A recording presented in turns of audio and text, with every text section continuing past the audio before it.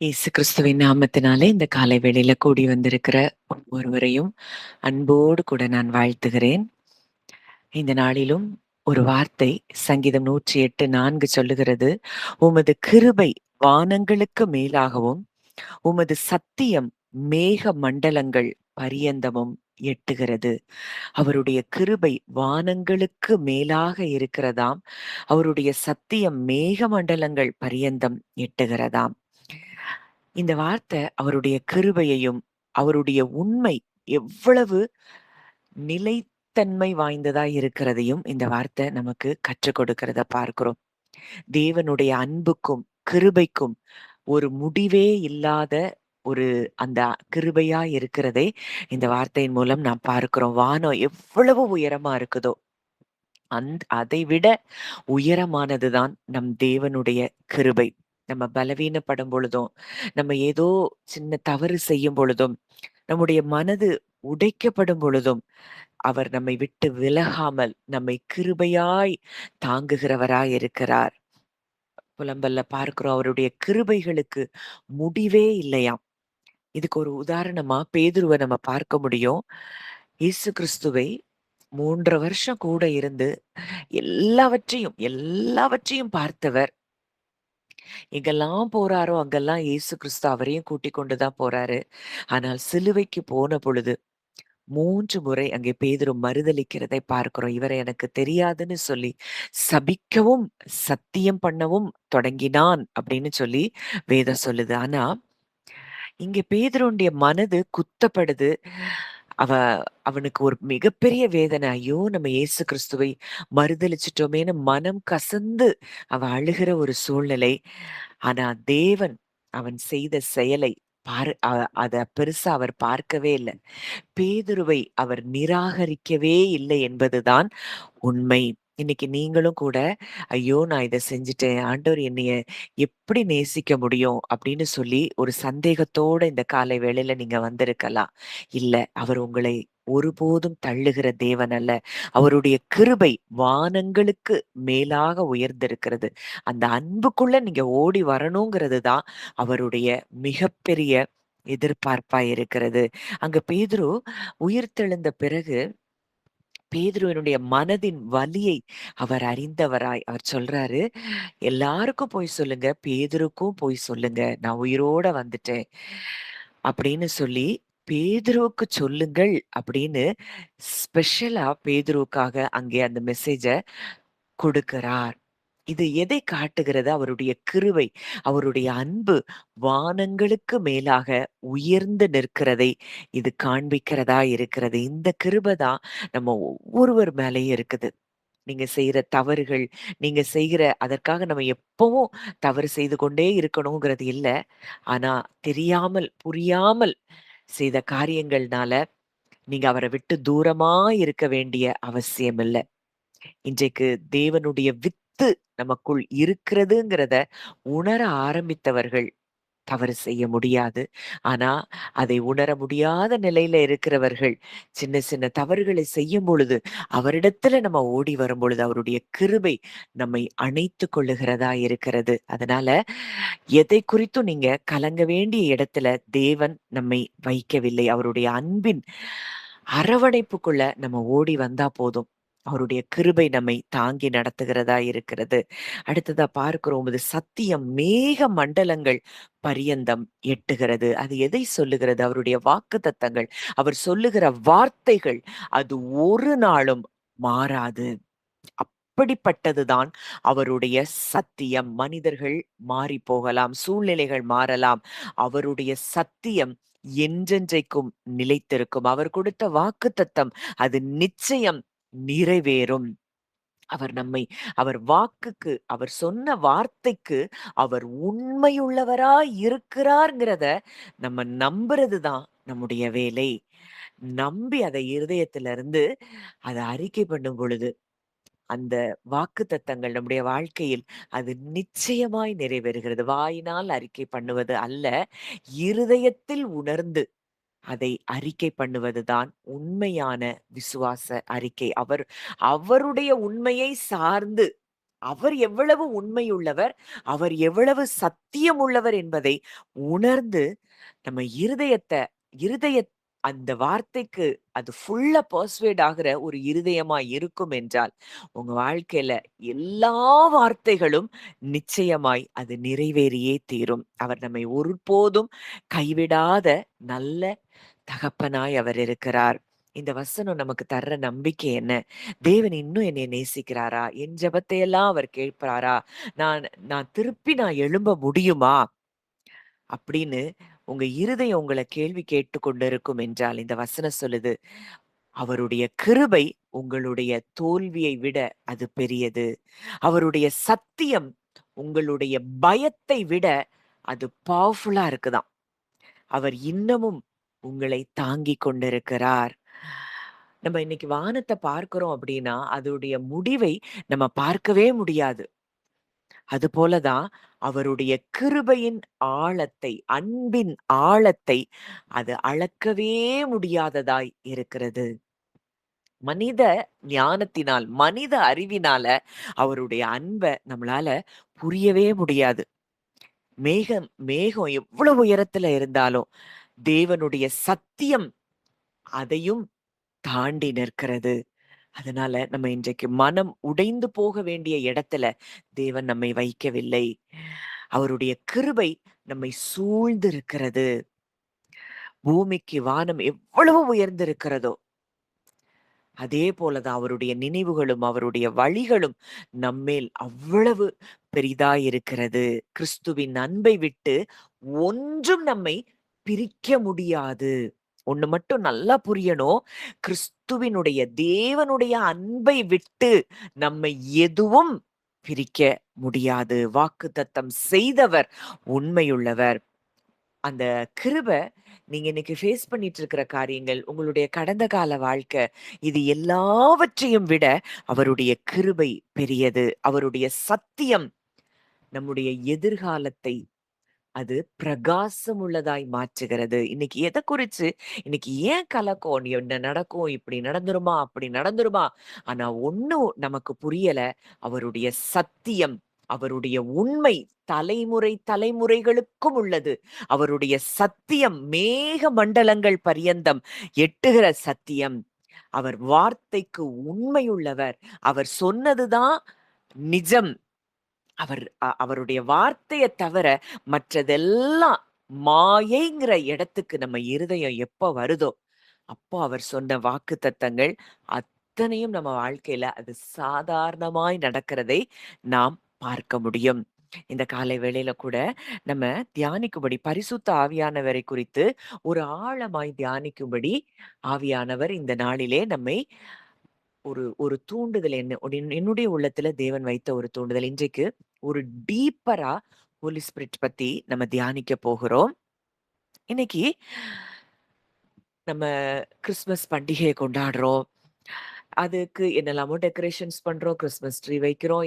இவ்வளோ லைட்ஸ் எல்லாமே நம்ம அந்த கிறிஸ்துமஸ் அந்த பண்டிகைய நம்ம அவ்ளோ அழகா நம்ம கொண்டாடுறதுக்கு நம்ம வாஞ்சிக்கிறோம். இது ஒண்ணு புரியணும். இந்த கிறிஸ்மஸ் அப்படிங்கிறதே ஒரு மனிதனுடைய அறிவுக்கு எட்டாத ஒரு விஷயம். வாசிக்கலாம். லூக்கா 1ஆம் அதிகாரம் 35ஆம் வசனம். லூக்கா 1:35. லூக்கா 1:35. தேவதூதன் அவளுக்கு பிரயுத்தரமாக, பரிசுத்த ஆவி உன்மேல் வரும், உன்னதமானவருடைய பலம் உன்மேல் நிழலிடும், ஆதலால் உன்னிடத்தில் பிறக்கும் பரிசுத்தமுள்ளது தேவனுடைய குமாரன் எண்ணப்படும். தேவதூதன் அவளுக்கு பிரதியுத்தரமாக, பரிசுத்த ஆவி உன்மேல் வரும், உன்னதமானவருடைய பலம் உன்மேல் நிழலிடும், ஆதலால் உன்னிடத்தில் பிறக்கும் பரிசுத்தம் உள்ளது தேவனுடைய குமாரன் எனப்படும். இன்னைக்கு பிராக்டிக்கலா நீங்க யோசிச்சு பாருங்க. இந்த உலகத்துல பிசிக்கல் லா என்ன சொல்லுது? ஒரு கணவனும் ஒரு மனைவியும் இணையும் பொழுதுதான் ஒரு குழந்தை உண்டாக வாய்ப்பு.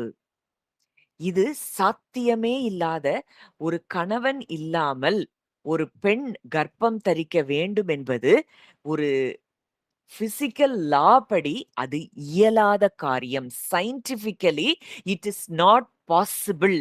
முடியவே முடியாத ஒரு காரியம். ஒரு கன்னி கர்ப்பவதி ஆவது என்பது இயற்கையின்படி, நேச்சர் லா படி அது இயலாத காரியம். ஆனால் இங்க தேவதூதன் வந்து சொல்றான், பரிசுத்த ஆவி உன்மேல் வரும். உன்னதமானவருடைய பலன் உன்மேல் நிழலிடும். இங்க உன்னதமானவருடைய பலன் மரியாள் மேல நிழலிடும் பொழுது அவளுடைய கர்ப்பத்தில் கிறிஸ்து தோன்றுகிறார். எவ்வளவு பெரிய இத நீங்க டீப்பா திங்க் பண்ணி பார்த்தீங்கன்னா, இவ்ளோ பெரிய தேவன நாம் ஆராதித்துக் கொண்டிருக்கிறோம். இன்னமும் அவர பிசிக்கல் லாஸ்க்குள்ள, சயின்டிபிக் லா, நேச்சர் லாஸ்க்குள்ள நம்ம அடைச்சு வைக்கிறோம். இந்த பரிசுத்த ஆவியானவர் என்பவர் இயற்கைக்கு அப்பாற்பட்ட காரியங்களை செய்யக்கூடிய வல்லமையுள்ளவர். அந்த பரிசுத்த ஆவியானவர் மரியாளின் மேல் நிழலிட்ட பொழுது, மரியாளுடைய வயிற்றில் இயேசு கிறிஸ்து உருவாகிறார். தேவனுடைய குமாரன் அங்கே உருவாகிறார். இதற்கு ஒரு மனிதனுடைய துணையே அங்கே மரியாளுக்கு தேவையில்லாமல் அங்க ஒரு அற்புதம் நடக்குது. இன்னைக்கு இதே பரிசுத்த ஆவியானவர் தான் நமக்குள் இருக்கிறார். மரியாளின் மேல் நிழலிட்ட பிசிக்கல் லாஸ் எல்லாத்தையும் பிரேக் பண்ணி மரியாளுடைய வயிற்றில் கிறிஸ்து தோன்றுவதற்கு காரணமாயிருந்த அதே பரிசுத்த ஆவியானவர் தான் இன்றைக்கு நமக்குள்ளும் இருக்கிறார், நம் மேல் இருக்கிறார். இயேசு சொல்றாரு, கர்த்தராகிய தேவனுடைய ஆவியானவர் என் மேல் இருக்கிறார். அவர் நம்ம மேல இருந்தா, நமக்குள்ள இருந்தா, நம்மள இந்த நேச்சர் லாஸ்க்குள்ளேயே நம்மள அடைக்க முடியும். பிசிக்கல் லாஸ்க்குள்ள செயல்படுகிறவர்களாய் நாம் இருப்பதில்லை. இத நம்ம முதல்ல நன்றாக புரிய வேண்டும். மரியாளுடைய வாழ்க்கையில ஆவியானவர் கிரியை செய்த பொழுது இயேசு எப்படி உருவானாரோ அதுபோலதான் இன்றைக்கும் அதே ஆவியானவர்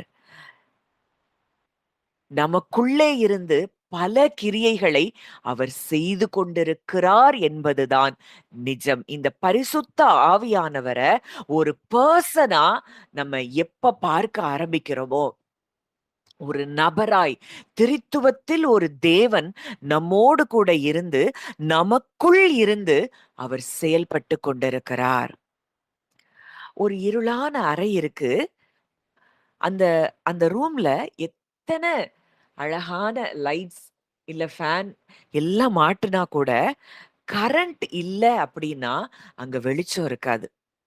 அதுபோலதான் இந்த பரிசுத்த ஆவியின் வல்லமை, இந்த பரிசுத்த ஆவியானவருடைய அந்த ஆவியானவர் நம்முடைய ஆவியோடு கூட அவர் ஒன்றாக கலந்திருக்கிறார். நம்முடைய ஜீவனும் அவரும் ஒன்றா கர்த்தரோடு இசைந்திருக்கிறவன் அவருடனே ஒரே ஆவியாய் இருக்கிறான். நம்முடைய ஆவியும் ஆவியானவர் நம்முடைய ஆவி கூட அவர் ஒன்றாக கலந்திருக்கிறார். அதை உணர்ந்தவர்களாய் நம்ம செயல்படுவோம் என்றால் அவர்தான் ஒரு எலக்ட்ரிசிட்டி மாதிரி இருக்கிறார். அவர் நமக்குள்ள இருந்தாதான், நமக்குள்ள இருந்து நம்ம செய்கிற ஜெபங்களானாலும் சரி, ஆராதனையானாலும் சரி, நம்ம பேசுகிற ஒவ்வொரு வார்த்தையா இருந்தாலும் சரி, அது உயிர் உள்ளதா இருக்கும். அது வெறும் ஏதோ சடங்காக, ஏதோ ஒரு ஒரு ஒரு பேசணும், நம்ம ஒரு வார்த்தைய சொல்லணும் அப்படிங்கிற இடத்துல நம்ம வாயிலிருந்து புறப்படுகிற வார்த்தை இருக்காது. நம்முடைய ஆவியும் அவருடைய ஆவியும் ஒன்றாக கலந்திருக்கிற பட்சத்தில் அந்த ஆவியில இருந்து புறப்படுகிற வார்த்தை இன்னொருவருடைய இருதயத்தை அது துளைத்து செல்லுகிறதாய் இருக்கிறது. இதெல்லாம் பரிசுத்த ஆவியானவருடைய செயல். இவர் உள்ள இருந்து நமக்கு செயல்பட தான் அவருடைய கனிகள் நம்மிலிருந்து வெளிப்படுகிறது. அவருடைய வரங்கள் நம்மிலிருந்து வெளிப்படுகிறது. தேவ அன்ப நீங்க நீங்க என்னதான் தலைகீழ நின்னு முயற்சி பண்ணாலும், நான் அன்பு செலுத்தணும், அன்பு செலுத்தணும், அன்பு செலுத்தணும்னு நீங்க நீங்க எடுக்கிற எல்லா பிரயாசமும் அது தோற்று போகும். முடியாது. உங்க பலத்துல, மனித பலத்தில் தேவ அன்பை வெளிப்படுத்த முடியாது. ஆனால், இந்த பரிசுத்த ஆவியானவர், மரியாளின் மேல் நிழலிட்ட அந்த பரிசுத்த ஆவியானவர் உங்களுக்குள் இருக்கிறதை நீங்க எப்போ உணர்கிறீர்களோ, அந்த பரிசுத்த ஆவியானவர் மூலமாய் உங்களுக்குள்ளே தேவ அன்பு ஊற்றப்படுகிறதை நீங்க நிஜமா பார்க்க ஆரம்பிப்பீங்க. அந்த அன்புல இருந்து, அந்த தேவ அன்புல இருந்து எல்லாரையும் மன்னிக்க முடியும், நேசிக்க முடியும். இந்த பரிசுத்த ஆவியானவருடைய செயலை நாம் அற்பமாக நினைக்க கூடாது. அவர் நமக்குள்ளே இருக்கிறார். நம்மேல் இருக்கிறார். இதை எந்த அளவுக்கு ஆழமாய் இதுவரைக்கும் நம்முடைய கிறிஸ்தவ வாழ்க்கையில நம்ம உணர்ந்திருக்கிறோம். இன்னைக்கு சயின்ஸ் ஒரு காரியத்த நமக்கு சொல்லலாம். ஒரு ஒரு ஒரு கன்னிப் பெண் எப்படி குழந்தையை பெற்றெடுக்க முடியும்? எல்லாரும் ஒண்ண மறந்துடுறாங்க. தேவன் என்பவர் இயற்கையை உருவாக்கியவர். ஆனால் அவர் இயற்கைக்கு மேற்பட்டவர். அவர இயற்கை என்ன செய்ய முடியாது? கண்ட்ரோல் பண்ண முடியாது. இப்படித்தான் நடக்கணும். இப்படி நடந்து இப்படி வந்தா தான் இப்படி ஆகும். இதுதான் பிசிக்கல் லா அப்படின்னு சொல்லி இந்த தேவனை அந்த நேச்சருக்குள்ள நம்ம கட்டுப்படுத்தி வைக்க முடியாது. இன்னைக்கு வரைக்கும் நம்ம ஸ்ட்ரகிள் பண்றது அதுதான். ஏன் வாக்குத்தத்தங்கள விசுவாசிக்க முடியல? அவருடைய வாக்குத்தத்தங்கள்லாம் மிக பெருசா நமக்கு இருக்கு. ஆனா, நம்மால நம்ப முடியல. காரணம் என்னன்னா, நம்ம இந்த பிசிக்கல் லாஸ்க்குள்ள ஸ்ட்ரக் ஆகி இருக்கிறோம். இப்படி வந்தா தானே இப்படி நடக்கும். நமக்கு எப்படி இது சாத்தியம்? அப்படின்னு அவர பிசிக்கல் லாஸ்க்குள்ள கட்டுப்படுத்தி வைக்கிறோம். ஆபிரகாமை பாருங்கள், சாராள பாருங்க. எந்த பிசிக்கல் லா அவங்க சரீரத்தில் கிரியை செய்து 100 வயதுல ஆபிரகாமுக்கு பிள்ளையை கொடுக்க முடியும். தேவன் இயற்கைக்கு அப்பாற்பட்டவர். அவர் இயற்கைய உருவாக்குனாரு. ஆனால் அவர் இயற்கைக்கு அப்பாற்பட்டவர். அவர் இயற்கைக்கு கட்டுப்பட்டவர் இல்லை என்பதை உங்களுடைய இருதயம் எப்பொழுது உணர ஆரம்பிக்கிறதோ, அப்பதான் உண்மையான கிறிஸ்தவ வாழ்க்கையே அங்கே ஆரம்பமாகிறது. இப்ப வரைக்கும் உங்க ஸ்ட்ரகிள் எதுல இருக்கு? இந்த உலகத்தையும், இந்த உலகத்துல அவர் உண்டாக்குன பிசிக்கல் லாஸ், பயாலஜிக்கல் லாஸ் இது எல்லாத்தையும் உருவாக்கின தேவன் தான். தனக்கு தேவைப்படும் பொழுது, அந்த லாஸையும் மீறி அற்புதம் செய்வதற்கு அவருக்கு முழு வல்லமை இருக்கிறது. நீங்க ஆதியாகமத்திலிருந்து வெளிப்படுத்தல் வரைக்கும் நம்ம வாசித்தோம்னா, எல்லா பிசிக்கல் லாஸ மீறின அற்புதங்களாகத்தான் அவைகள் இருக்கின்றன. எத்தன அற்புதம்! இதெல்லாம் இயற்கை விதிகளுக்கு மீறின அற்புதங்களா இருக்கிறது. அங்க சிம்சோன கட்டிர்றாங்க. ஆனா, பரிசுத்த ஆவியானவர் அவன் மேல இறங்குன உடனே, அந்த கயிறுகள் எல்லாம் அக்கினிப்பட்ட நூல் போல தெறிப்புண்டு போகிறதாம். அந்த கயிறு அப்படியே இத்து அது என்ன செய்யுது? விழுந்து போகிறது. அது கழன்று போகிறது. அக்கினிப்பட்ட நூல் போல அவனை கட்டியிருந்த கட்டுகள், அது என்ன செய்தான்? அது அது சுட்டெரிக்கப்படுகிறது, அந்த கட்டுகள். இன்னைக்கும் அதே பரிசுத்த ஆவியானவர் தான் நம்ம மேலயும் இருக்கிறாரு. நம்ம கூட இருக்கிறாரு. நமக்குள்ள இருக்கிறார். இன்னைக்கு அவருக்கு எப்போ நம்ம வாழ்க்கையில ஒரு அற்புதத்த செய்யணும்னா, இந்த பிசிக்கல் லாஸ் எல்லாத்தையும் தாண்டி அந்த அற்புதத்தை செய்வதற்கு அவருக்கு ஃபுல் பவர் இருக்கு. பரிசுத்த ஆவியானவரே அவரை குறித்து, அவருடைய பவரை குறித்து சொல்லும் பொழுது, டுனாமிஸ் பவர், வெடித்து கிளம்பக்கூடிய ஒரு ஆற்றலை உடையவர்தான் பரிசுத்த ஆவியானவர். இப்போ இதுக்கு உதாரணமா, ஒரு மண் பானை செய்கிற ஒரு குயவன், ஒரு அழகான பானைய அவன் செய்றான். அந்த பானை உடைஞ்சு போயிருச்சுன்னா, அத திரும்பவும் மாற்றி செய்யவோ, அல்லது அத வேறு உருவமாய் மாற்றவோ, அந்த குயவனுக்கு முழு அதிகாரம் இருக்குது. அந்த பானை குயவனுக்கு நீ இப்படிதான் செய்யணும். இப்படி வந்தாதான் இதை இப்படி மாற்ற முடியும்னு குயவன் கிட்ட சொல்ல முடியாது. அந்த குயவன் என்ன நினைக்கிறாரோ, அந்த அதைத்தான் அந்த குயவன் செய்கிறார். அவருக்கு அந்த முழு சுதந்திரம் இருக்கிறது. இன்னைக்கு உங்களுக்கு வாழ்க்கையில அவர் ஒரு வாக்குத்தத்தத்த குடுத்திருக்கிறார்ன்னா, இந்த பிசிக்கல் லாஸ் எல்லாத்தையும் பிரேக் பண்ணிட்டு, அற்புதத்தை செய்யக்கூடிய வல்லமையுள்ள தேவனாய் அவர் இருக்கிறார். ஒரு கன்னியின் வயிற்றில் பரிசுத்த ஆவியானவர் மேல வந்து நிழலிட்ட உடனே, அவளுடைய யூட்ரஸ் கர்ப்பத்துல ஒரு நிமிஷம்.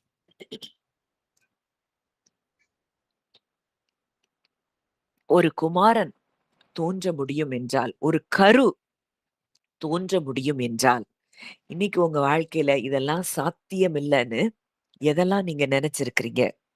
அத்தனையையும் சாத்தியமாக்கக்கூடிய வல்லமை உங்களுக்குள்ளதான் இருக்குதுங்கிறத நீங்க உணர்ந்தா போதும்.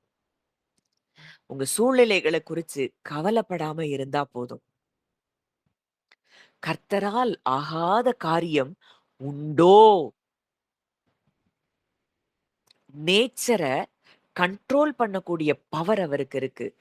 நேச்சருக்கு நேச்சர் லாஸ பிரேக் பண்ணி செயல்படக்கூடிய வல்லமை அவருக்கு இருக்கிறது. அப்போஸ்தலர் 10ஆம் அதிகாரம் 38ஆம் வசனம் வாசிக்கலாம். அப்போஸ்தலர் 10:38.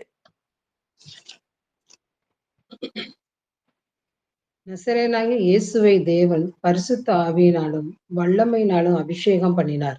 தேவன் அவருடனே கூட இருந்தபடியினால் அவர் நன்மை செய்கிறவராயும் பிசாசின் வல்லமையில் அகப்பட்ட யாவரையும் குணமாக்குகிறவராயும் சுற்றித் திரிந்தார். இங்க கிறிஸ்துவுக்கு பரிசுத்த ஆவியானவரின் நிறைவு தேவைப்பட்டது. நசரேயனாகிய இயேசுவுக்கு, கிறிஸ்து இல்ல, கிறிஸ்துனாலே அபிஷேகிக்கப்பட்டவர் இயேசு. அவர் மனிதனாய் வந்த தேவகுமாரன். அந்த தேவகுமாரனுக்கு பரிசுத்த ஆவியானவரின் நிறைவு அங்கே கொடுக்கப்படுகிறது. தேவன் பரிசுத்த ஆவியினாலும் வல்லமையினாலும் அபிஷேகம் பண்ணினார். தேவன் அவருடனே கூட இருந்தபடியினாலே அவர் நன்மை செய்கிறவராயும் பிசாசின் பிடியில் அகப்பட்ட யாவரையும் குணமாக்குகிறவராயும் சுற்றித் திரிந்தார். இந்த பரிசுத்த ஆவியானவர் நம்ம மேல வல்லமையாய் அவர் இருக்கிறார்னா, நம்ம போற இடங்கள் எல்லாவற்றிலும் நம்ம பார்த்தாலே இந்த பிசாசுகள் ஓடும். ஏன்னா அந்த ஃபுல் பவர், அந்த பவருக்கு முன்னாடி எந்த பவரும் நிக்க முடியாது. காட்ஸ் பவருக்கு முன்னாடி எந்த பவரும் நிக்க முடியாதுன்னா, இன்னைக்கு உங்களுக்குள்ளயும் எனக்குள்ளயும் இருக்கக்கூடிய பவர், அந்த பவர்ங்கிறத நம்ம என்ன செய்ய முடியல? உணர முடியல. அத அறியல. அதனாலதான் இன்னைக்கும் மனுஷர போல பயந்து கொண்டு இருக்கிறோம். அவர் எங்கேயாவது பார்த்து, எதையாவது பார்த்து அவர் பயந்தாரா? இல்லையே. தேவன் நமக்கு பயமுள்ள ஆவியை கொடாமல், பலமும், அன்பும், தெளிந்த புத்தியும் உள்ள ஆவியையே அவர் கொடுத்திருக்கிறார். இந்த பரிசுத்த ஆவியானவர் எப்படிப்பட்ட ஆவியானவராம்? பலம் நிறைந்தவர், பவர்ஃபுல் ஸ்பிரிட். அந்த அன்பு நிறைந்த ஆவியானவர். அடுத்ததா, நம்ம கன்ஃபியூஷனுக்குள்ளேயே நம்மள கொண்டு போகாத ஒரு ஆவியானவர். தெளிந்த புத்தியுள்ள ஆவி. சூழ்நிலைகளை பார்த்து குழம்பி போக செய்யாத ஆவியானவர் தான் இன்னைக்கு நமக்குள்ள இருக்கிறார். இன்னைக்கு நம்ம அந்த ஆவியானவருடைய சத்தத்தை கேட்கிறோமா? ஆவியானவருடைய சத்தத்தின்படி நடக்கிறோமா? மண்ணானவனைப் போல வாழ்ந்து கொண்டிருக்கிறோமா? வானத்துக்குரியவரைப் போல நாம் வாழ்ந்து கொண்டிருக்கிறோமா? இந்த பரிசுத்த ஆவியானவர் புதிய ஏற்பாட்டுல தான் வந்தாருங்கிறது இல்ல. பழைய ஏற்பாட்டுல இருந்தே ஜனங்களோடு கூட தான் அவர் இருக்கிறார். பகல்ல மேகஸ்தம்பமா, இரவுல அக்கினி ஸ்தம்பமா, சிம்சோனுக்கு, கிதியோனுக்கு, இவங்களுடைய பலத்துக்கெல்லாம் அவர்தான் ஆதாரமா இருக்கிறாரு. புதிய ஏற்பாட்டுல வரும்போது கிறிஸ்து தோன்றினதே பரிசுத்த ஆவியானவரால தான். அவருடைய ஊழியமே பரிசுத்த ஆவியின் வல்லமையினால தான். அவர் உயிர்த்தெழுந்தது, மரித்து உயிர்த்தெழுந்ததும் பரிசுத்த ஆவியானவருடைய வல்லமையினால் தான். இன்னைக்கும் நம்முடைய வாழ்க்கையில பலவீனமா சோர்ந்து போயிருக்கிற நம்முடைய சரீரத்தையும் ஆத்துமாவையும் உயிர்ப்பிக்கிற வல்லமை அந்த ஆவியானவருக்கு இருக்கிறது. அந்த ஆவியானவர் தான் இன்றைக்கு நம்மோடு கூட வாசம் செய்து கொண்டிருக்கிறார். பரிசுத்த ஆவியானவர் நம்மள ஒரு நாளும் ஒரு தனிமைப்படுத்த மாட்டார். எல்லார் கூடயும் அவர் இணைக்கிற நல்ல தேவனாயிருக்கிறார். இன்னைக்கு சிலருக்கு யாரு கூடயும் ஒட்ட முடியாது, பழக முடியாது. அதெல்லாம் காரணம் என்னன்னா, அந்த முதல் ஆதாமின் மூலம் வந்த தான் தேவனிலிருந்து பிரிக்கப்பட்டதை உணர்கிற ஒரு மனதை உடைய மனிதனால் எல்லார் கூடயும் ஒரு ஐக்கியத்துல செயல்பட முடியாது. நான் எல்லாராலையும் பழக முடியாது. எல்லார் கூடயும் பழக முடியாது. நான் தனியா இருந்து ஜெபம் பண்ணிக்கிறேன். என் ஜெபம் போதும். அந்த ஒன்னஸ்ல, அந்த ஐக்கியத்துல வர முடியாது. இவங்க ஆவியானவர் தங்களுக்குள்ளே செயல்படுவதற்கு அவங்க அது என்ன செய்யல? இடம் கொடுக்காதவர்கள். இந்த ஆவியானவர் நமக்குள்ள இருந்தார்னா, ஒன்றா எல்லாரையும் இணைக்கிறவர். இப்போ நம்ம நம்ம நம்ம இந்தியன் ட்ரெடிஷன், தமிழ்நாடு ட்ரெடிஷன்ல நம்ம பார்க்கும்போது பூ வைக்கிறோம்.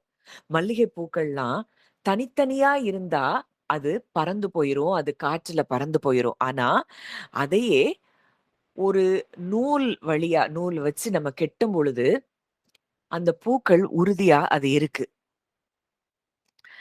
அதுபோல தான் இந்த தனித்தனியா இருக்கிற நம்முடைய இருதயத்தை அவருடைய சரீரத்தின் அவயவங்களாய் ஒன்னஸ்குள்ள கொண்டு வர்றது அந்த நூலாய் பரிசுத்த ஆவியானவர் செயல்படுகிறாராம். இன்னைக்கு ஒரு மரம் இருக்கு. அன்னைக்கு அத்தி மரத்தை பார்த்து கிறிஸ்து சபிக்கிறாரு. ஏன் கனிகள் இல்லைன்னு சபிக்கிறாரு. ஒரு மரத்துல இலைகள் மட்டும் இருந்தால் போதாது, கனி இருக்கணும்.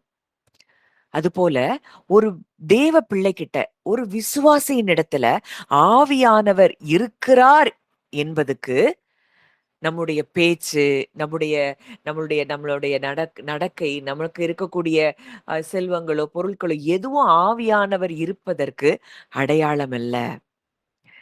வசனம் சொல்லுது, வாசிக்கலாம். அப்போஸ்தலர் 1ஆம் அதிகாரம் 8ஆம் வசனம். அப்போஸ்தலர் 1:8. பரிசுத்த ஆவி உங்களிடத்தில் வரும்பொழுது நீங்கள் பலனடைந்து எருசலேமிலும் யூதேயா முழுவதிலும் சமாரியாவிலும் பூமியின் கடைசி பரியந்தமும் எனக்கு சாட்சிகளாய் இருப்பீர்கள் என்றார். பரிசுத்த ஆவியானவர் உங்களிடத்தில் வரும்போது நீங்கள் பலனடைந்து, யூ வில் ரிசீவ் பவர். நீங்கள் பலனடைந்து, எதுக்கு பலனடைகிறோம்? எருசலேமிலும் யூதேயா முழுவதிலும் சமாரியாவிலும் பூமியின் கடைசி பரியந்தமும் எனக்கு சாட்சிகளாயிருப்பீர்கள். அவருக்கு சாட்சிகளாய் நம்ம இருக்கும் பொழுது இந்த பூமி அவரை கண்டு கொள்ளும். அவருக்கு சாட்சிகளாய் அந்த பரிசுத்த ஆவியானவர் நம்ம கிட்ட வரும்போது நம்ம மிகப்பெரிய ஒரு பவரை ரிசீவ் பண்றோம். எதுக்காகனா அவருக்கு சாட்சியாக நம்ம வாழ்க்கையே மற்றவர்களுக்கு கிறிஸ்துவை வெளிப்படுத்துகிற சாட்சியா இருக்கும். இந்த வாரம் யோசிச்சு பார்ப்போம். எத்தனை நாள் அவருக்கு சாட்சியா நம்ம வாழ்ந்திருக்கோம், அல்லது வீணான காரியங்களை, மற்றவங்கள பற்றி குறையும், மற்றவங்கள பற்றி அவதூறான காரியங்களையும் பேசி கொண்டிருக்கிறோம்.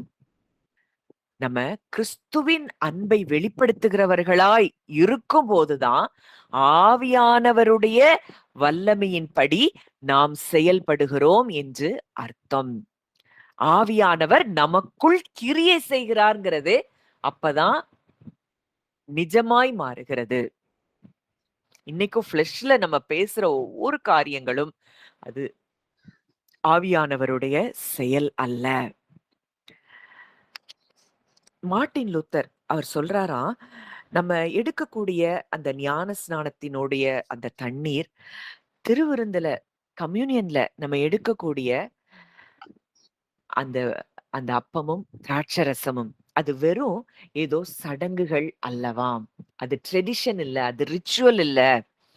பரிசுத்த ஆவியானவர் மூலமாக தேவனுடைய கிருபைய நம்மிடத்தில் சேர்க்கக்கூடிய கருவிகளாய் அது இருக்கிறது. இன்னைக்கு அவரை ஏற்றுக்கொள்ளும் பொழுது பரிசுத்த ஆவியானவர் நமக்குள் வருகிறார். அடுத்ததா நம்ம பரிசுத்த ஆவியானவரின் நிறைவை பெறுகிறோம்.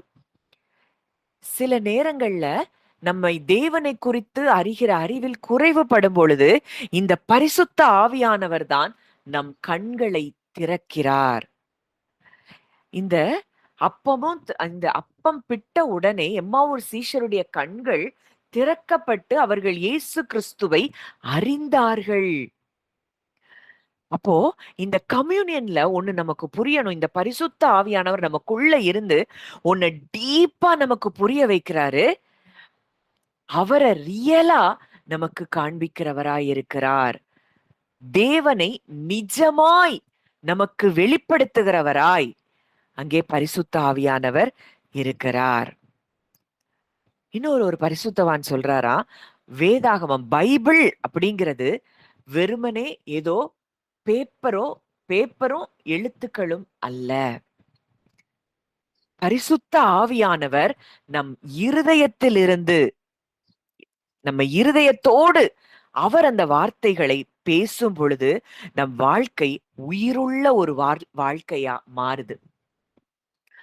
அதுதான் என்னை விசுவாசிக்கிறவனுடைய உள்ளத்திலிருந்து ஜீவ தண்ணீர் உள்ள நதிகள் பாயும். அப்போ இந்த விசுவாசிக்கிற இருதயமும் பரிசுத்த ஆவியானவர் மூலமாகத்தான் நாம் பெற்றுக்கொள்ளுகிறோம். ரோமர்ல பார்க்கிறோம், பரிசுத்த ஆவியானவரின் பலத்தினாலே நம்பிக்கை பெருகும்படிக்கு. நமக்கு இன்னைக்கு ஒரு விசுவாசத்துல இன்னைக்கு இருக்கிறோம். நான் பேசும் பொழுது உங்களுக்குள்ள ஒரு விசுவாசம் பெருகுதுன்னா அதற்கு காரணம் உங்களுக்குள் இருக்கிற அந்த பரிசுத்த ஆவியானவர். இந்த பரிசுத்த ஆவியானவருடைய பலத்தினாலதான் நம்பிக்கை பெருகும். நான் பேசுறதுனால பெருகாது. ஆனா நீங்க கேட்க கேட்கதான் ஆவியா இருக்கிற அந்த வார்த்தைகள் உங்களுக்குள் அந்த உங்க ஆவிக்குள்ள உங்க ஆத்மாவுக்குள்ள அந்த வார்த்தைகள் கடந்து போகும். அப்போ இந்த பரிசுத்த ஆவியானவருடைய பலத்தினாலே நமக்கு என்ன பெருகுகிறதாம்? நம்பிக்கை பெருகுகிறதாம். நம்பிக்கையின் தேவன், காட் ஆஃப் ஹோப், அவர்தான் நம்பிக்கையின் தேவன். விசுவாசத்தினால் உண்டாகும் எல்லாவித சந்தோஷத்தினாலும் சமாதானத்தினாலும் நம்மை நிரப்புகிறார். அப்போ இந்த ஃபெய்த்னு ஒண்ணு இருக்குதுன்னா நம்ம இருதயம் எப்பவும் சந்தோஷமா இருக்கும், சமாதானமா இருக்கும். இது எல்லாமே பரிசுத்த ஆவியானவர் மூலமாய் நாம் பெற்றுக்கொள்ளுகிற காரியம். இந்த பரிசுத்த ஆவியானவர் அந்த வல்லமையை நம்ம பெற்றுக்கொண்டோம்னா அது பிசிக்கல் லாஸ ஒரு கணக்கிலே பார்க்காது. சூழ்நிலைய பார்க்கவே செய்யாது. என் தேவன் இயற்கைக்கு அப்பாற்பட்டவர். அவர் வார்த்தை மாத்திரமே நிஜம். அவர் வார்த்தை மாத்திரமே சத்தியம். அந்த பிசிக்கல் லாஸ பிரேக் பண்ணுகிறவர்களாய், அத உடைச்சிட்டு நம்ம அவரை நம்பக்கூடிய நம்பிக்கையும் விசுவாசமும் நம் உள்ளத்தில் பெருகுகிறது. இன்னைக்கு உங்க இருதயம் எதை குறித்து கலங்கி கொண்டிருக்கிறது? கிறிஸ்துவை மரியாளுடைய வயிற்றில் தோன்றச் செய்ய முடியும் என்றால் பரிசுத்த ஆவியானவரால், கிறிஸ்துவை மரித்தோரிலிருந்து எழுப்பக்கூடிய வல்லமை அவருக்கு இருக்கும் என்றால், கிறிஸ்துவனுடைய ஊழியத்துல அவர்தான் நிரம்பி, இயேசு அவரால் நிரப்பப்பட்டு அங்க அத்தனை அற்புதங்களையும் அவர் செய்திருப்பார் என்றால், இன்றைக்கும் அதே பரிசுத்த ஆவியானவர் தான் நம் ஒவ்வொருவருக்குள்ளும் அவர் இருக்கிறார். அவரை என்னைக்கு நம்ம ரியலா பாக்குறோமோ, சூழ்நிலைகள், ஒரு மனுஷனுடைய வார்த்தை இல்ல சூழ்நிலை உங்களுக்கு எதிரா இருக்கு, உடனே நீங்க ஃபிளஷ்ல திங்க் பண்ணாம, ஆவியில இந்த உள்ள இருக்கிற இவ்ளோ பவரோட இருக்கிற இந்த பரிசுத்த ஆவியானவர், அவர் இயற்கை விதிகளுக்கும் அப்பாற்பட்டவராய் செயல்படுகிறவர். 3 நாள் ஆன அந்த மரித்து போன இயேசுவின் சடலத்துக்குள்ள பரிசுத்த ஆவியானவர் வந்த பொழுது அவருடைய சரீரம் உயிர்ப்பிக்கப்பட்டிருக்கும் என்றால், இன்னைக்கு அதே ஆவியானவர் நமக்குள்ள இருக்கிறார். நம்ம ஆவியில் அவர் ஒன்றாக கலந்திருக்கிறார். இந்த ஆவியானவர் இடத்துல நம்ம பேசுறோமா? அவர் சத்தத்தை நம்ம கேட்கிறோமா? இன்னைக்கு தேவன் நம்முடைய இருதயத்தில் அவர் பேசிக் கொண்டிருக்கிறார். இது இல்லாம நம்ம வாழ்ற வாழ்க்கை அது ஒரு வேஸ்ட். ஏதோ நம்ம மனுஷங்களை தேடி ஒவ்வொருத்தரையா தேடிதான் ஓடிட்டே இருப்போம். என்னைக்கு நமக்குள்ள இருக்கிற பரிசுத்த ஆவியானவரை நம்ம கண்டு கொள்றோமோ, அப்பதான் கிறிஸ்துவுக்குள்ள நம்ம வளரவே ஆரம்பிக்க முடியும். இல்லைன்னா அவங்க ஜோம் பண்ணுவாங்க, இவங்க ஜோம் பண்ணுவாங்க. நமக்கு நமக்கு ப்ரேயர் சப்போர்ட்டுக்கு, ஸ்பிரிச்சுவல் ஃபெல்லோஷிப்புக்கு நமக்கு நிச்சயம் நமக்கு தேவன் ஆட்களை வைத்திருக்கிறார். ஆனா எப்பவுமே மற்றவருடைய உதவியில தான் நம்ம வாழணும் அப்படின்னு சொல்லி நம்ம ஓடிட்டே இருக்கிறோம்னா, ஒண்ணு இன்னும் நமக்கு புரியல. இந்த பரிசுத்த ஆவியானவர் எவ்வளவு வல்லமை நிறைந்தவர், அவர் பேசுகிறவர், அவர் நம்மை தேற்றுகிறவர், அவர் நம்மை சகல சத்தியத்திற்குள்ளும் வழி நடத்துகிறவர் அப்படிங்கிறது இன்னமும் புரியவில்லை. இன்னமும் விசுவாசத்துல பரிசுத்த ஆவியானவர் நம்ம இருதயத்துல வாசமா இருக்கிறதை, நமக்குள்ள அவர் வாசமா இருக்கிறதை நம்ம இன்னமும் அதை என்ன செய்யல, அவரை ரியலா பார்க்கல. அதனாலதான் ஓடிட்டே இருக்கிறோம். எந்த வார்த்தை நமக்கு கிடைச்சாலும் அது ஒரு சந்தேகம். அப்போ இயேசு கிறிஸ்துவே இந்த பூமியில மனுஷனா வாழ்ந்தப்போ பிசாசின் கிரியைகளை அழிக்கவும் ஊழியங்களை செய்யவும் பரிசுத்த ஆவியானவரை அவர் சார்ந்திருந்தால் என்றால், சாதாரண மனிதர்களாகிய நமக்கு இன்றைக்கு தேவனுடைய பிள்ளைகளா நம்ம மாறிட்டோம். இன்னைக்கு அந்த பரிசுத்த ஆவியானவர் நமக்கு உள்ள இருக்கிறார். ஆனா அவருடைய நிறைவு என்பது நமக்கு எவ்வளவு அவசியம், ஆவியானவரால் நடத்தப்படுவது என்பது நமக்கு எவ்வளவு அவசியமா இருக்குது. ஒவ்வொருத்தரும் உங்க இருதயத்துல நீங்க ஒவ்வொரு நாளும் நீங்க ஜெபம் பண்ணுங்க. பரிசுத்த ஆவியானவரே, மரியாளின் மேல் நிழலிட்ட அதே ஆவியானவர் என் வாழ்க்கையிலும் நீர் வரும்படி நான் அழைக்கிறேன். என் வாழ்க்கையில என் இருதயத்துல இருந்து நீங்க பேசுற சத்தத்தை நான் கேட்க விரும்புகிறேன். என்னுடைய பலவீனங்களை எல்லாம் மாறி உம்முடைய வல்லமையினால் நான் நிரப்பப்பட எனக்கு உதவி செய்யுங்க. என்ன ஒரு புது சிருஷ்டியாய், கிறிஸ்துவுக்குள்ள நான் புது சிருஷ்டியா நான் இருக்கிறேன். அந்த புது சிருஷ்டியில இருந்து வாழ உலகத்துக்கு உம்முடைய அன்பை காட்டுகிற ஒரு நல்ல சாட்சியாக என்னை நீர் நிறுத்தும்படிக்கு நான் ஜெபிக்கிறேன் அப்படின்னு ஒவ்வொரு நாளும் நாம் ஜெபிக்க வேண்டியது அவசியமா இருக்கிறது. அந்த பரிசுத்த ஆவியானவர் நம்மேல் இருக்கிறார். இந்த பரிசுத்த ஆவியானவர் கிறிஸ்துவின் மேல இருந்து அவர் செய்த காரியங்கள் எல்லாவற்றையும் தான் நம்ம ஏசாயா 61 பார்க்கிறோம். வாசிக்கலாம். ஏசாயா 61 வாசிங்க ஆன்ட்டி. 1-3. கர்த்தராகிய தேவனுடைய ஆவியானவர் என்மேல் இருக்கிறார். சிறுமைப்பட்டவர்களுக்கு சுவிசேஷத்தை அறிவிக்க கர்த்தர் என்னை அபிஷேகம் பண்ணினார். இருதயம் நொறுங்குண்டவர்களுக்கு காயங்கட்டுதலையும், சிறுமைப்பட்டவர்களுக்கு விடுதலையையும், கட்டுண்டவர்களுக்கு கட்டவிழ்த்தலை கூறவும், கர்த்தருடைய அனுக்கிரக வருஷத்தையும், நம்முடைய தேவன் நீதியை சரிக்கட்டும் நாளையும் கூறவும், துயரப்பட்ட அனைவருக்கும் ஆறுதல் செய்யவும், சீயோனிலே துயரப்பட்டவர்களை சீர்படுத்தவும், அவர்களுக்கு சாம்பலுக்கு பதிலாக சிங்காரத்தையும், துயரத்துக்கு பதிலாக ஆனந்த தைலத்தையும், ஒடுங்கின ஆவிக்கு பதிலாக துதியின் உடையை கொடுக்கவும் அவர் என்னை அனுப்பினார். அவர்கள் கர்த்தர் தம்முடைய மகிமை கண்டு நாட்டின நீதியின் விருட்சங்கள் எண்ணப்படுவார். இங்க வசனம் சொல்லுது, கர்த்தராகிய தேவனுடைய ஆவியானவர் என்மேல் இருக்கிறார். இதுதான் லூக்கா 4வது அதிகாரத்துல அவர் எடுத்து வாசிக்கிற ஒரு காரியமா இருக்கிறத நம்ம பார்க்கிறோம். கர்த்தராகிய தேவனுடைய ஆவியானவர் என்மேல் இருக்கிறார். இந்த ஆவியானவர் நம்ம மேல இருந்து நம்ம செய்கிற ஊழியம், நம்ம பேசுகிற ஒவ்வொரு வார்த்தையும் அது பவர்ஃபுல்லா இருக்கும். அதுதான் ஒரு இருதயத்துக்குள்ளே துளைத்து செல்லும். இந்த பரிசுத்த ஆவியானவர் இல்லாம நம்ம பேசுற வார்த்தை அது யாருடைய வாழ்க்கையிலயும் அது டிரான்ஸ்ஃபர்மேஷனை கொண்டு வர முடியாது. இத நல்லா உணரணும். இந்த பரிசுத்த ஆவியானவர் நம்ம மேல இருக்கிறாரு, நமக்குள்ள இருக்கிறாரு. அவரிலிருந்து நாம் செயல்படும் பொழுதுதான் வசனம் சொல்லுது, சிறுமைப்பட்டவர்களுக்கு சுவிசேஷத்தை அறிவிக்க. சுவிசேஷத்தை அறிவிக்கும் பொழுதே ஏதோ எமோஷனலா நமக்கு ஒரு செஞ்ச நன்மைய வச்சுட்டு நம்ம போய் சுவிசேஷம் சொல்றோம் அப்படின்னா அது கொஞ்ச நாள்ல நம்ம சோர்ந்து போயிருவோம். ஆனால் இந்த பரிசுத்த ஆவியானவரின் துணையோடு நம்ம சுவிசேஷத்தை அறிவிக்கும் பொழுது பூமி கர்த்தரை அறிகிற அறிவினால் நிரம்பும். அதுதான் இந்த வசனம் தெளிவா சொல்லு. சிறுமைப்பட்டவர்களுக்கு சுவிசேஷத்தை அறிவிக்க கர்த்தர் என்னை அபிஷேகம் பண்ணினார்.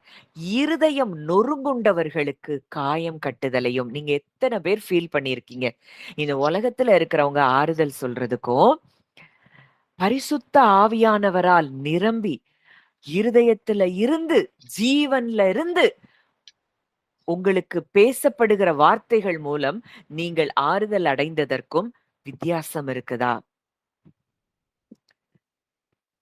நீங்க நோட் பண்ணி பாத்தீங்கன்னா, அப்படிப்பட்டவங்க ஒரு வார்த்தை பேசினா போதும். ஒரு சின்னதா ஒரு வார்த்தை சொல்லிட்டு போவாங்க. நம்முடைய இருதயம் அப்படியே ஒரு இளைப்பாறுதலுக்குள்ள வரும். இதை எத்தனை பேர் நீங்க ஃபீல் பண்ணியிருக்கீங்க? நிறைய நேரங்கள் நான் அதை உணர்ந்திருக்கிறேன். பெரிய ஒரு நீண்ட ஜெபம்லாம் கூட தேவை இருக்காது.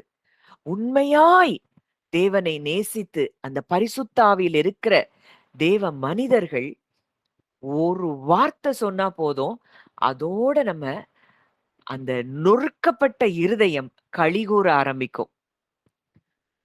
இதுதான் பரிசுத்த ஆவியானவருடைய செயல். இந்த ஆவியானவர் நம்ம மேல இருந்தாதான் மற்றவங்களுக்கு நம்ம பிளெஸ்ஸிங்காவே இருக்க முடியும். இல்லன்னா உலக பிரகாரமா என்னத்தையோ பேசி நம்ம நிறைய ஐடியாஸ்லாம் குடுக்கலாம். அத செய்யுங்க, இத செய்யுங்க, அப்படி பண்ணுங்க, இப்படி பண்ணுங்க.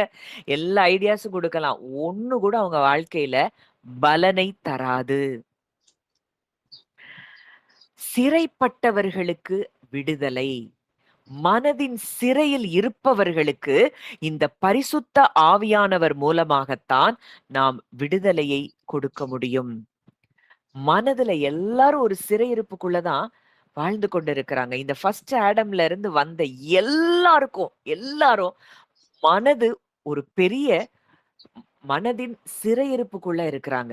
எதையாவது ஒண்ண திங்க் பண்ணிட்டே தான் இருக்கிறாங்க. பயம், கவலை, சந்தேகம், சோர்வு. இப்படி நடந்துருமோ? அப்படி நடந்துருமோ? ஆனா, இந்த பரிசுத்த ஆவியானவரால் நிரப்பப்படும் பொழுது, அப்படிப்பட்ட வார்த்தைகள் நமக்கு சொல்லப்படும் பொழுது, அங்க என்ன நடக்குது? சிறைப்பட்டவர்களுக்கு விடுதலை உண்டாகிறது. கட்டப்பட்டவர்களுக்கு கட்டவிழ்த்தலை நாம் கூற முடியும். இன்னைக்கு ஏதோ ஒரு விஷயத்துல கட்டப்பட்டிருக்கிறாங்க அப்படின்னா, இந்த ஆவியானவரின் நிறைவை நம்ம பெற்றிருக்கும் பொழுது, நம்ம அந்த கட்டுகளை அவிழ்க்க முடியும். அது சரீரத்துல இருக்கிற கட்டுகளா இருந்தாலும் சரி, ஆத்துமாவுல கட்டி வைத்திருக்கிற கட்டுகளா இருந்தாலும் சரி, பிசாசின் கட்டுகளா இருந்தாலும் சரி. அங்க 18 வருஷம் கூனி அங்க இயேசு சொல்றாரு, இவள் 18 வருஷமா இவள் கட்டப்பட்டிருக்கிறாளே, இவ ஆபிரகாமின் குமாரத்தியே, இவ ஆபிரகாமின் குமாரத்தி சாத்தானால் கட்டப்பட்டிருக்க கூடாதே. இந்த பரிசுத்த ஆவியானவரின் அந்த நிறைவுல அந்த கூனிய அவர் தொடுறாரு. அவளுடைய அந்த கூன் அங்கே சுகமாகிறது. இந்த பரிசுத்த ஆவியானவரின் நிறைவை நம்ம பெறும் பொழுது, அத்தனை வருஷம் 18 வருஷம் அவ எலும்பு அப்படியே வளைஞ்சு பெண்டாகி இருக்கு. அங்க கட்டி வச்சிருக்கிறான் சாத்தான் சரீரத்தை. இந்த பரிசுத்த ஆவியினால் நிரம்பின இயேசு ஒரே நொடி பொழுதுல 18 வருஷம் கட்டியிருந்த அந்த கட்டுகளை அவர் அவிழ்க்கிறார். அந்த ஸ்திரீயினுடைய கூன் அங்கே நிமிருகிறதை நாம் பார்க்கிறோம். இன்னைக்கும் இந்த பரிசுத்த ஆவியின் நிறைவுல நம்ம செயல்படுகிறோம் என்றால் எதையும் நம்மால் செய்ய முடியும். நீங்க பரிசுத்தவான்களுடைய அற்புதங்கள் எல்லாம் பாருங்க. கேத்ரின் குல்மனா இருக்கட்டும், ஆலன் ஒருத்தர் உண்டு, அவருடைய அற்புதங்களா இருக்கட்டும், இன்னைக்கும் எத்தனையோ பரிசுத்தவான்கள் செய்கிற அற்புதங்களா இருக்கட்டும், இயற்கைக்கு அப்பாற்பட்ட காரியங்கள், ஸ்மித் விகில்ஸ்வர்த் செய்த அற்புதங்களா இருக்கட்டும், எல்லாம் பரிசுத்த ஆவியானவரின் துணையின் மூலம் அவர்கள் செய்த அற்புதங்களா இருக்கிறது. அங்க பார்க்கிறோம், சீயோனிலே துயரப்பட்டவர்களை சீர்படுத்தவும். இந்த பரிசுத்த ஆவியானவர் நம்ம கூட இருக்கும்போது எவ்வளவு துயரத்துல இருக்கும் பொழுதும் அவர்களை சீர்படுத்த முடியும். சாம்பலுக்கு பதிலாக சிங்காரத்தை, துயரத்துக்கு பதிலாக ஆனந்த தைலத்தை, ஒடுங்கின ஆவிக்கு பதிலாக துதியின் உடையை கொடுக்கவும் அவர் என்னை அனுப்பினார். இவர்கள் யாரா? அவர்கள் கர்த்தர் தம்முடைய மகிமைக்கென்று நாட்டின நீதியின் விருட்சங்கள் எண்ணப்படுவார்கள். இவர்கள் கர்த்தர் ஆவியானவரை நிறைவாய் பெற்றவர்கள். ஆவியானவருடைய நிறைவிலிருந்து இந்த காரியங்கள் எல்லாம் செய்கிறவர்கள் கர்த்தர் தம்முடைய மகிமைக்கென்று நாட்டின நீதியின் விருட்சங்கள். So that they might be called trees of righteousness, the planting of the Lord, that he might be glorified. நம்ம மூலமா அவர் மகிமைப்பட ஆரம்பிக்கிறார். இன்னைக்கும் இந்த ஆவியானவர் தான் நமக்குள்ள இருக்கிறாரு. ஆனா அவரை நம்மில் செயல்பட நாம் அனுமதிக்கவில்லை. அதே டுனாமிஸ் பவர் நமக்குள்ள இருக்குது. இவங்க என்ன செய்யறாங்களாம்? இந்த பரிசுத்த ஆவியானவரை தன்மேல் பெற்றவர்கள், அங்க வசனம் சொல்லுது, 4வது வசனம், அவர்கள் நெடுங்காலம் பாழாய் கிடந்தவைகளை கட்டி, பூர்வத்தில் நிர்மூலமானவைகளை எடுப்பித்து, தலைமுறை தலைமுறையாய் இடிந்து கிடந்த பாழான பட்டணங்களை புதிதாய் குடியேற்றுவார்கள். அடுத்ததா பார்க்கிறோம் 6வது வசனத்துல, நீங்களோ கர்த்தரின் ஆசாரியர் என்று சொல்லப்படுவீர்கள், உங்களை நமது தேவனுடைய பணிவிடைக்காரர் என்பார்கள். ஒண்ணு நல்லா தெரியணும். இந்த பரிசுத்த ஆவியானவரின் நிறைவை பெற்றவர்கள், அந்த நிறைவுல இருந்து செய்கிற ஊழியக்காரர்கள் தான் கர்த்தரின் ஆசாரியர், தேவனுடைய பணிவிடைக்காரர்கள். அவங்க எப்படி இருக்கிறாங்களா? ஜாதிகளின் செல்வத்தை அனுபவித்து, பினான்சியல் ஸ்ட்ரகிள் நமக்கு கிடையாது. பரிசுத்த ஆவியானவர் வரும்பொழுது அவர்கள் ஜாதிகளின் செல்வத்தை அனுபவிக்கிறவர்களாய் இருக்கிறார்கள். You will eat the riches of the ஜென்டைல்ஸ்னு சொல்லி போடப்பட்டிருக்குது. புறஜாதிகளிடத்திலிருந்து வருகிற செல்வத்தை நாம் அனுபவிக்கிறவர்களாய் இருக்கிறோமாம். அவர்கள் மகிமையை கொண்டு மேன்மை பாராட்டுவீர்கள். உங்கள் வெட்கத்துக்கு பதிலாக இரண்டத்தனையாய் பலன் வரும். லட்சைக்கு பதிலாக தங்கள் பாகத்தில் சந்தோஷப்படுவார்கள். நித்திய மகிழ்ச்சி அவர்களுக்கு உண்டாகும். இரட்டிப்பான சுதந்திரம் உண்டாகும்.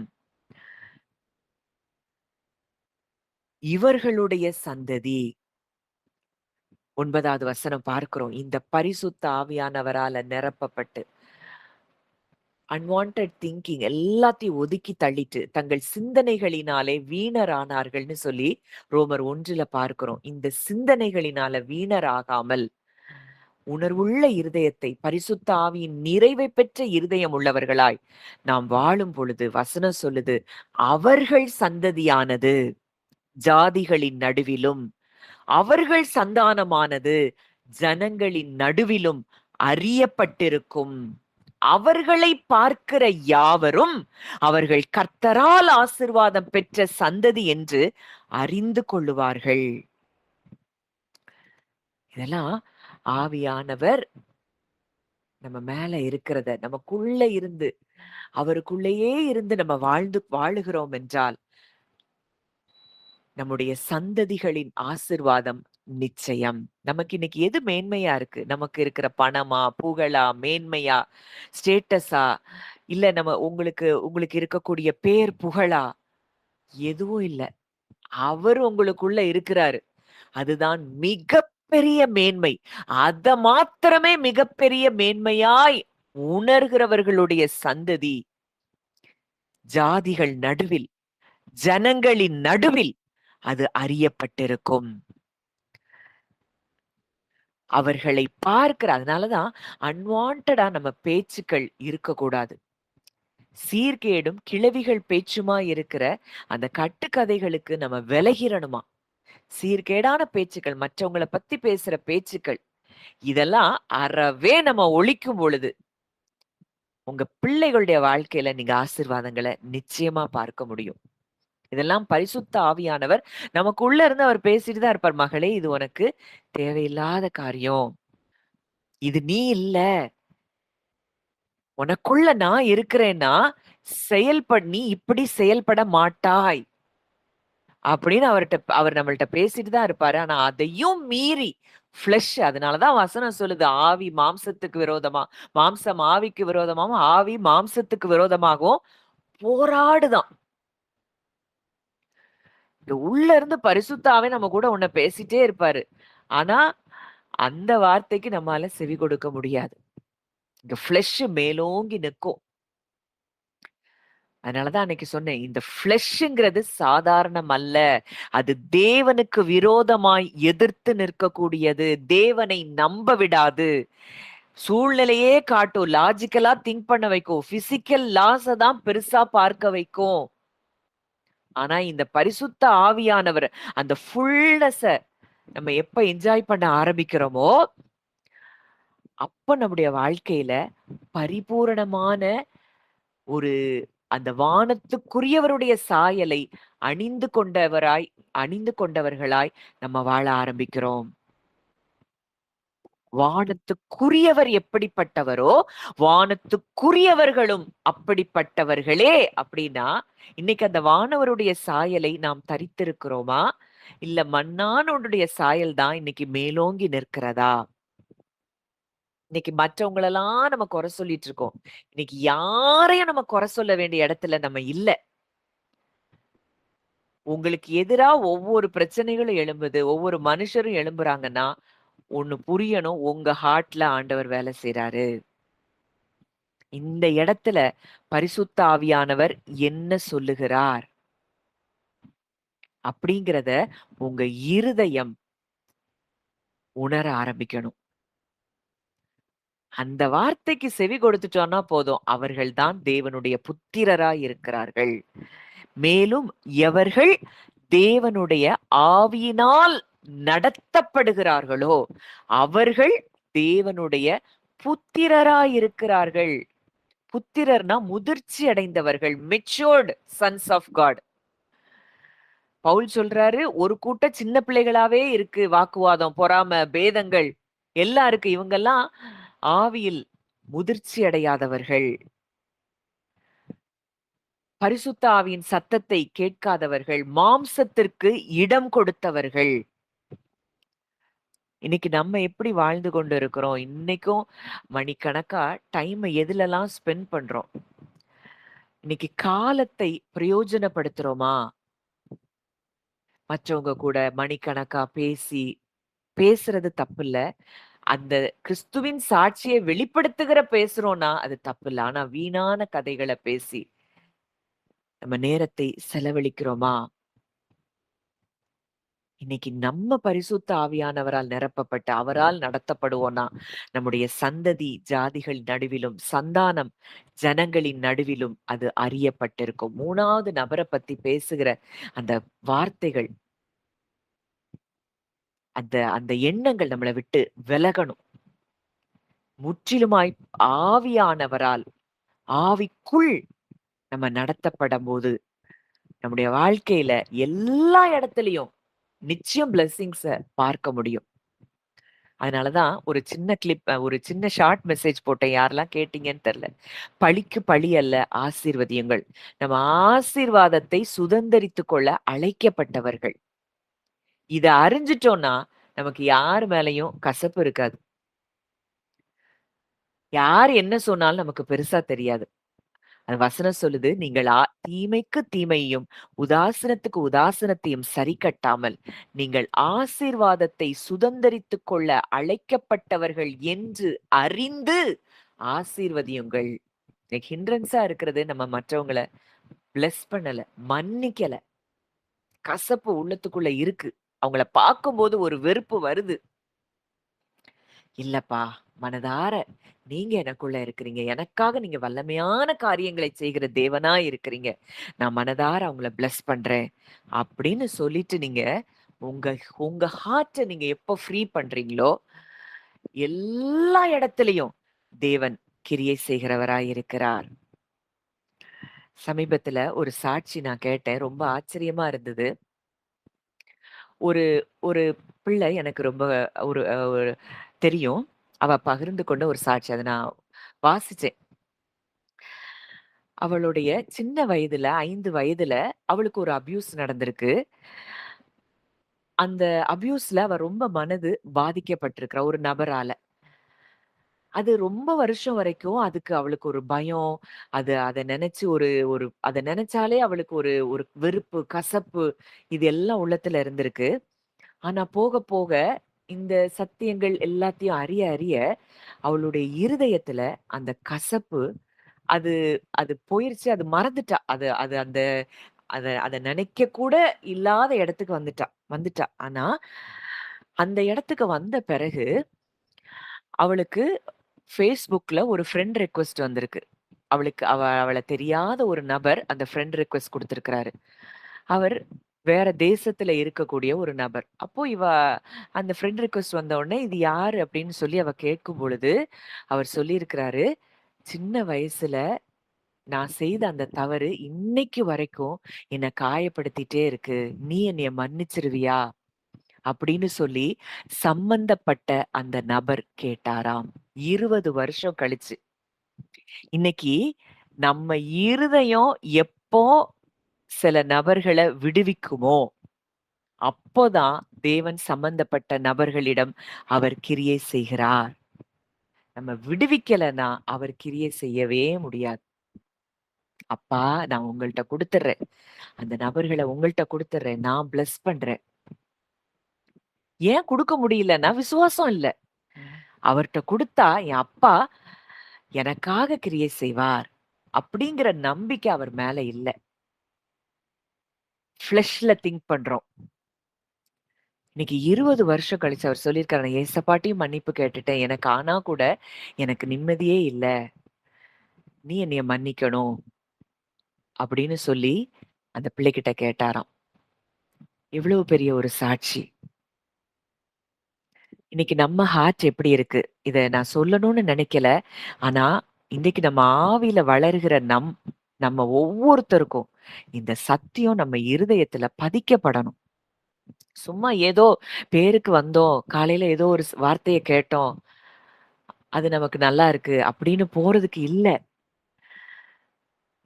என்னுடைய விருப்பமும் வாஞ்சையும், தேவனுடைய விருப்பமும் வாஞ்சையும் நம்ம கர்த்தரை அறிகிற அறிவினால் நம்ம நிரம்பணும். உணர்வுள்ள ஒரு இருதயம் நமக்கு இருக்கணும். பேருக்காகவோ, புகழுக்காகவோ, மற்றவங்க பெருசா பார்க்கணுங்கிறதுக்காகவோ செய்வது ஊழியம் அல்ல. அவரு ஹார்ட் என்ன? அவரு எத விரும்புறாரு? அதுதான் உண்மையான ஒரு ஊழியம். நம்மள பிரதானப்படுத்துறது ஊழியம் இல்ல. அதுல வர்ற மேன்மை, அது அவர் தர்றது. அது ஆனால் நமக்கு ஜீவனா இருக்கக்கூடாது. இன்னைக்கு நீங்க இதுல இதுல இருக்கிற ஒவ்வொருத்தரையும் ஆண்டவர் ஒவ்வொரு விதத்துல எத்தனையோ பேருக்கு ஆசீர்வாதமா வைக்கணுங்கிறது தான் அவருடைய திட்டம். இதற்கு நம்முடைய இருதயம் அவருக்கு நேராய் திருப்பப்பட்டிருக்கிறதா? மனம் திரும்பி இருக்கிறதா? இல்ல இன்னும் உலகம், ஃப்ளஷ், மனுஷங்க, அவங்க வார்த்தைகள், சூழ்நிலை, ரிப்போர்ட் இதுக்குள்ளேயே ஓடிக்கொண்டிருக்கிறதா? இன்னைக்கு உங்க இருதயத்த நீங்க ஆராய்ந்து பார்த்து முற்றிலுமாய் இந்த ஆவியானவருக்கு உங்களுடைய இருதயத்தை ஒப்புக்கொடுங்கள். நீங்க ஒப்புக்கொடுக்க கர்த்தர் உங்க இருதயத்துல அவர் கிரியை செய்கிற தேவனாய் இருக்கிறார். அப்படியே கண்களை மூடி நம்ம கொஞ்ச நேரம் தியானிக்கலாம். கொஞ்சம் யோசிச்சு பாருங்க. அமைதலா உங்க இருதயத்துல நீங்க யோசிங்க. ஒரு நல்ல ஒரு ஒரு கோடை காலம் இந்தியால இருக்கிற வெயிலெல்லாம் சொல்ல முடியாது. அப்படி ஒரு உச்சி வெயில்ல நீங்க போயிட்டு இருக்கிறீங்க. ஒரு பெரிய ஆலமரத்த பாக்குறீங்க. அங்க காற்றடிக்குது. அந்த ஆலமரத்துக்கு கீழ போன உடனே, நீங்க எவ்வளவு ஒரு குளிர்ச்சிய ஃபீல் பண்ணுவீங்க? எவ்வளவு ஒரு சுகமா உங்களுக்கு ஃபீல் பண்ணுவீங்க? அது போல தான் இன்றைக்கு தேவனுடைய பிரசன்னம் உங்கள சுற்றிலும் ஒரு நிழலாக மூடி இருக்கிறது. உன்னதமானவருடைய மறைவில் இருக்கிறவன், சர்வ வல்லவருடைய நிழலில் தங்குவான். அப்போ பரிசுத்த ஆவியானவர்ட்ட நீங்க பேசுங்க. மரியாள நீங்க மூடுனீங்க. மரியாள் மேல நீங்க நிழலிட்டீங்க. இன்னைக்கு என் மேலயும் நீங்க நிழலிட்டு இருக்கிறீங்க. என் வாழ்க்கையிலயும் இயற்கைக்கு அப்பாற்பட்ட காரியங்களை என் குடும்பத்துல, என் வாழ்க்கையில நீர் செய்ய வல்லவராய் இருக்கிறீர். அவருடைய அபிஷேகத்தினால நுகங்கள் முறிந்து போகுமாம். கட்டுகள் அவிழ்க்கப்படுமாம். அந்த வல்லமை இன்னைக்கு நம்ம ஒவ்வொருத்தர் மேலயும் நிழலிட்டு இருக்கிறதை நீங்க உணருங்க. கிறிஸ்துவை மரித்தோரிலிருந்து எழுப்பினவருடைய ஆவி இன்றைக்கு நமக்குள்ளே இருக்கிறார். நீங்க சுவாசத்தை உள்ள இழுக்கும் பொழுது ஒண்ணு தெரியணும், நம்முடைய சுவாசத்துல அவர் ஒண்ணா கலந்திருக்கிறார். இன்னைக்கு ஏன் இந்த பிரீதிங் சொல்றோம்? இத உலகத்தான் படிச்சு ஏதோ அவன் ஒரு மனதை அமைதிப்படுத்தி கொண்டிருக்கிறான். ஆனா ரியலா இது நம்ம தான் செய்ய வேண்டிய ஒரு காரியம்.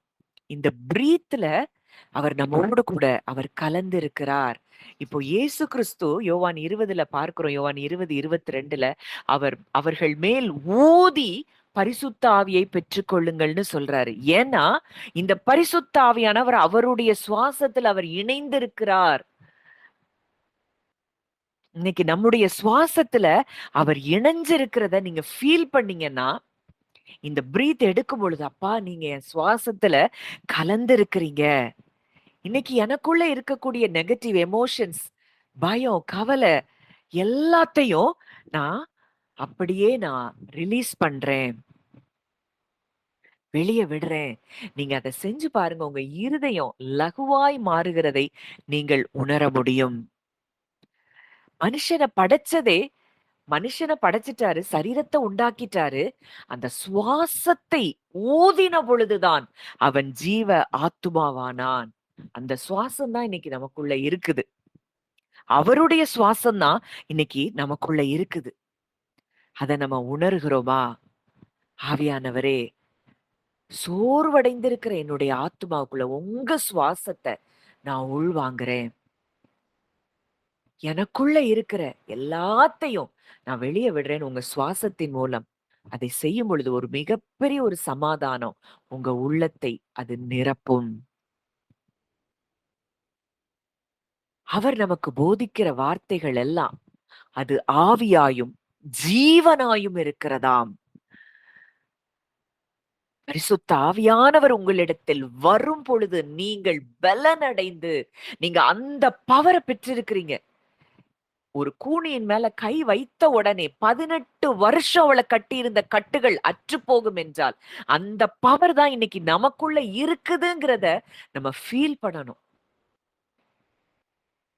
அவங்க சரீரம் வரைக்கும் பரிசுத்த ஆவியானவருடைய வல்லமையை அவர்கள் உணர்ந்திருந்தார்கள். அதனால தான் அவங்க நிழல் பட்டா கூட வியாதியஸ்தர்கள் சுகமானார்கள். இந்த பரிசுத்த ஆவியானவரின் நிறைவை நம்ம சரீரம் வரைக்கும் பெறும்படிக்கு நம்முடைய மனதை அவருக்கு நேராக திருப்பும்படிக்கு ஆவியானவர் இந்த காலை வேளையில நம்மோடு கூட அவர் இடைப்பட்டு கொண்டிருக்கிறார். அப்பா நீங்க எனக்குள்ள வந்திருக்கிறீங்க. உங்க பவரை நான் ரிசீவ் பண்ணி இருக்கிறேன். அத சொல்லிட்டே இருங்க. அத உங்க இருதயத்துல அந்த பவர் கிறிஸ்துவை மரித்தோரிலிருந்து எழுப்பினவருடைய வல்லமைய நான் ரிசீவ் பண்ணியிருக்கிறேன். மரியாள் மேல நிழலிட்ட அதே பரிசுத்த ஆவியானவரை நான் பெற்றிருக்கிறேன். இன்றைக்கும் இயற்கைக்கு அப்பாற்பட்டவைகளை செய்யக்கூடிய வல்லமையும் ஆற்றலும் எனக்குள்ளே இருக்கிறது, என் மேல் இருக்கிறது. நீங்க சொல்ல சொல்ல அந்த நிறைவை நீங்கள் பெறுகிறதை பார்க்க முடியும். உணர்ந்தவர்களா இன்றைக்கும் இந்த பரிசுத்த ஆவியானவரின் நிறைவுக்குள்ள நீங்க வந்திருக்கிறீங்க. நம்ம பெற்றிருக்கிறோம். அந்த ஆவியானவர் நமக்குள்ளே இருக்கிறார், நம் மேல் இருக்கிறார். அவருக்கு நம்ம இடம் கொடுத்தா போதும். அவர் நம்மை நிரப்புகிறவராயிருக்கிறார். நம்ம மனது மாம்சத்திலிருந்து விடுபட்டுட்டா போதும். அவர் நம்மை முற்றிலும் நிரப்புகிறவராயிருக்கிறார். நல்ல தகப்பனே, நன்றியோடு உம்மை துதிக்கிறோம், ஸ்தோத்தரிக்கிறோம் அப்பா. இந்த நல்ல நாளிலும் எங்களோடு கூட இடைப்பட்ட உம்முடைய வார்த்தைகளுக்காக நாங்கள் நன்றி செலுத்துகிறோம். ஆவியானவரே, எங்க மேல நீங்க இருக்கிறீங்கப்பா. எங்களுக்குள்ள இருக்கிறீங்க. எங்க சரீரத்துல நீங்க வாசம் பண்ணுகிறீங்கப்பா. நாங்க நன்றி செலுத்துகிறோம். டுனாமிஸ் பவர் இன்னைக்கு எங்களுக்குள்ள இருக்கிறதையும், எங்க மேல இருக்கிறதையும் நாங்க உணர்கிறோம் அப்பா. அந்த ஜீவன் எங்க மேல இருக்குதுப்பா. எங்களுக்குள்ள செயல்பட்டு கொண்டிருக்கிறது. எங்க சுவாசமே அது அது பவர்ஃபுல்லான சுவாசங்கிறத நாங்க அறிய உதவி செஞ்சீங்கப்பா. நல்ல தகப்பனே, நன்றியோடு உம்மை துதிக்கிறோம். விசுவாசத்தினாலே இந்த வார்த்தைகள் எல்லாவற்றையும் நாங்கள் நிஜமாய் பார்க்க எங்களுக்கு உதவி செய்யுங்க. உம்முடைய கரங்களிலே எங்களை தாழ்த்தி ஒப்பு கொடுக்கிறோம். வழி நடத்தும் ஆசீர்வதியும் இயேசுவின் மூலம் கேட்கிறோம். ஜீவனுள்ள நல்ல பிதாவே, ஆமேன், ஆமேன்.